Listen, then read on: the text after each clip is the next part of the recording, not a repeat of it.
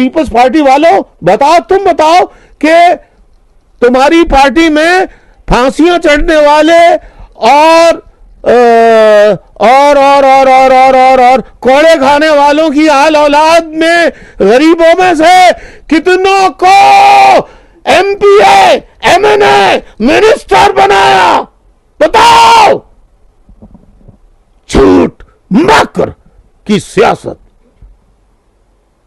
और ये गंदी सियासत का बीज भुट्टो ने जो बोया वो आज तनावर दरख्त बनके इस तरह खड़ा हुआ है।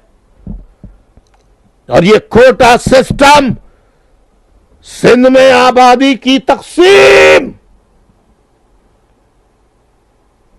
और दर तकसीम, नफरत और दर नफरत का सबब बनता जा रहा है। आज जो चीफ मिनिस्टर सिंध का है वो अब्दुल्ला शाह का बेटा है, अब्दुल्ला शाह मरहूम। अब्दुल्ला शाह और बेनजीर भुट्टो मरहूम ने, दोनों ने मिलकर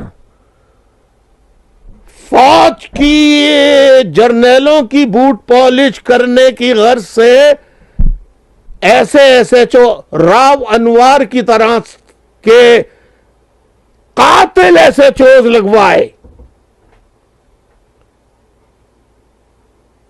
और उन्हें इनामात से नवाजा।